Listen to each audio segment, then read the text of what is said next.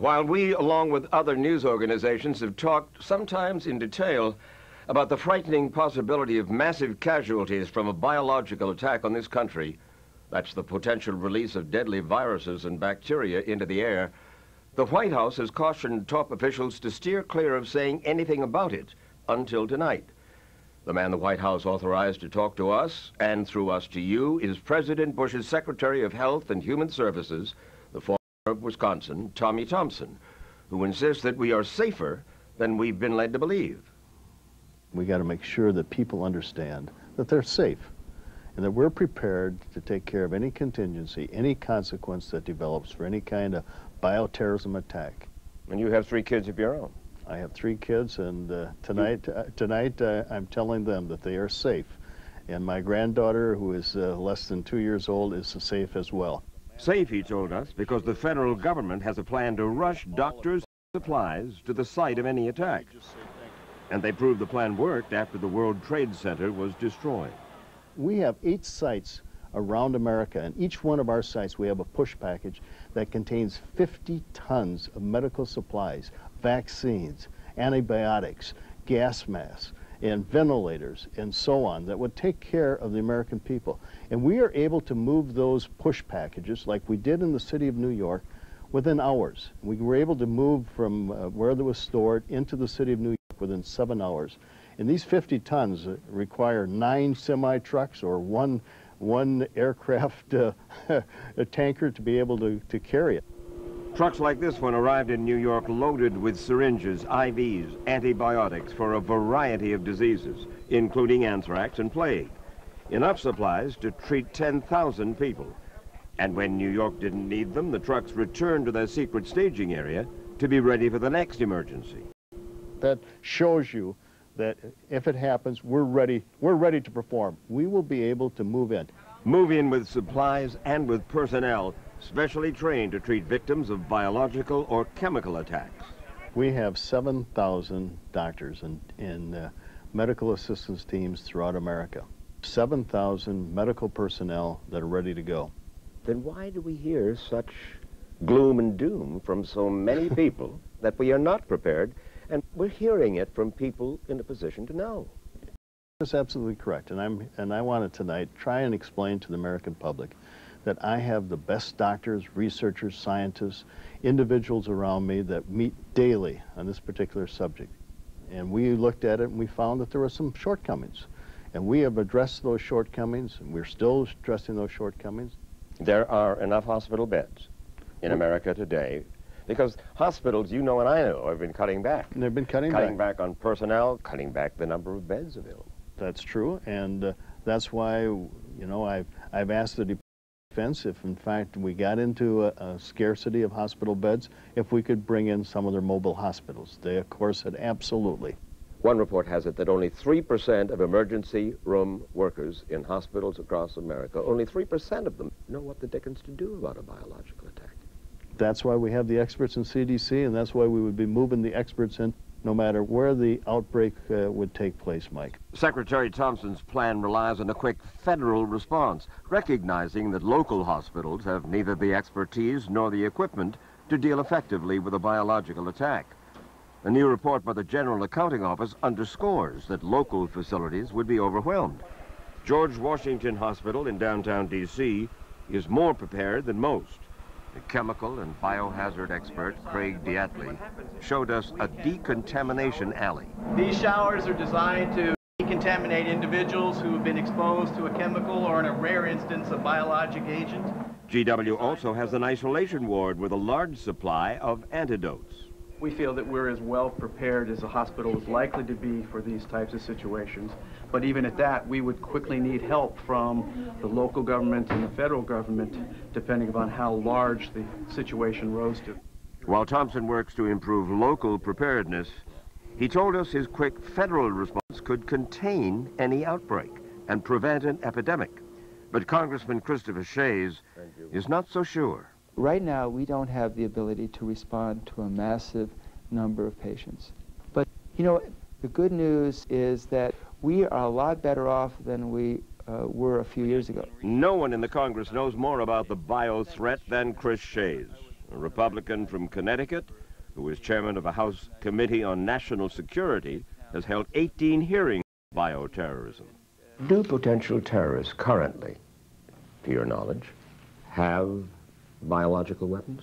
Well, we know countries that sponsor terrorists and protect terrorists do. What countries? You can be pretty certain that Libya and Iran and Iraq and who knows what's in the Sudan. Is it therefore not likely that terrorists who want to use biological weapons probably have access to them? I'm absolutely certain that terrorists, if they don't have access to biological agents now, will, and I'm absolutely certain that they'll use it. The expertise exists. The potential that it's being shared with the terrorists is almost a no-brainer. Tell me something. Possibility of a biological or chemical attack someplace in the United States. It's possible. It is. It's possible, but quite doubtful. I mean, why do you say doubtful? It's not very effective in regards to the dissemination. If it's anthrax, it'd have to be some way through the air. And if you're going to put it through crop dusting planes that has been on the news lately, a lot of it is going to be dissipated throughout the air and the atmosphere. There are 100 different ways that you can imagine they can do it, and the one thing you're pretty certain of is they certainly won't have the restraint. And if it's a dangerous activity for them to do, and they might perish with it, they're willing to perish with it. When the FAA learned that at least one of the suicide hijackers had asked about crop dusters, they grounded all crop dusters briefly. Now they're back in the air, but they are not permitted to fly over heavily populated areas. While experts may disagree on how difficult it would be to stage a deadly biological attack, the consensus is not difficult enough. Let's say that anthrax, New York City, and suddenly the wind was right. Okay.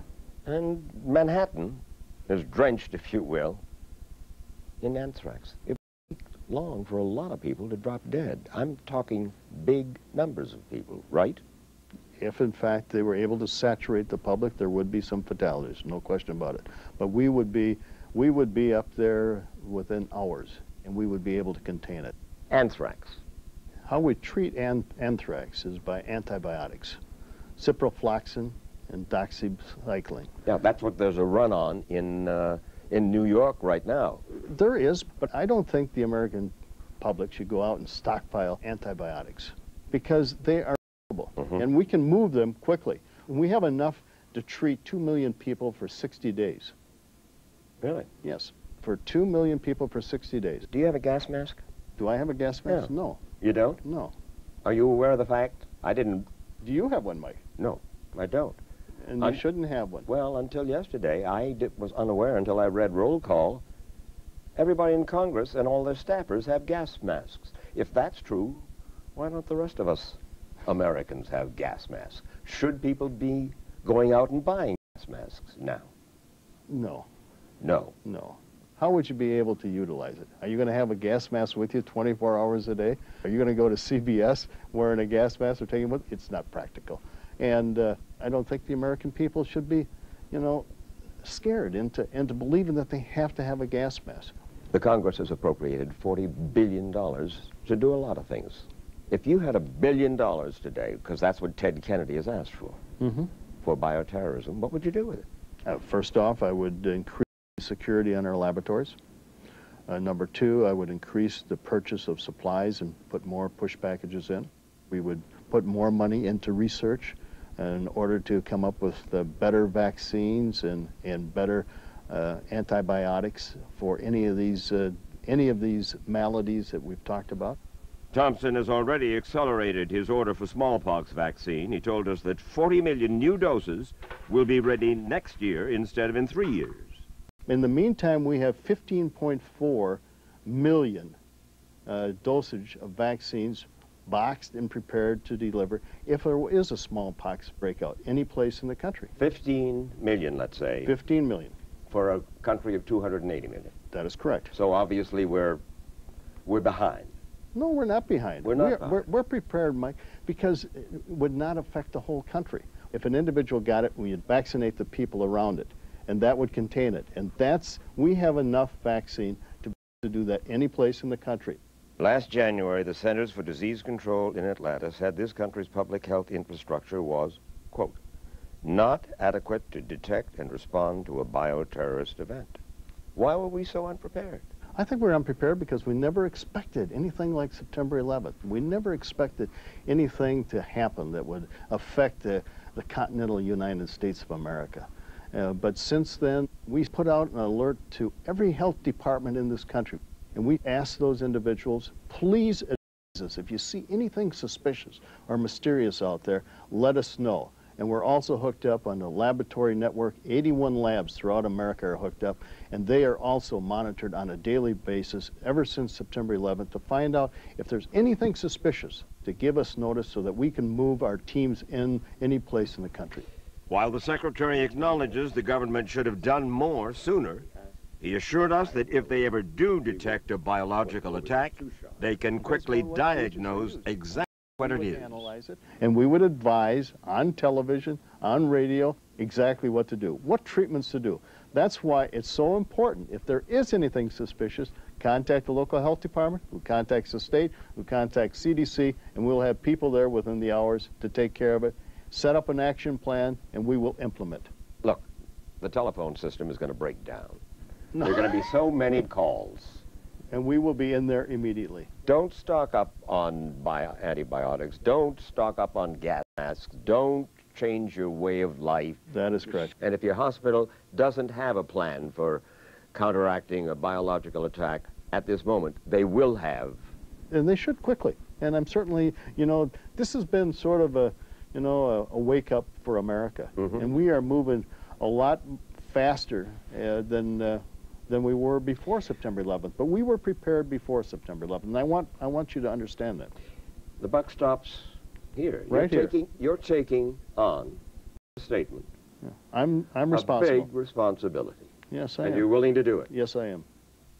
So while it's clear that America's cities are ill-equipped right now to deal with a biological attack, Secretary Thompson is confident he can rush federal help to any area under attack and contain it. However, the General Accounting Office reports that many officials remain skeptical.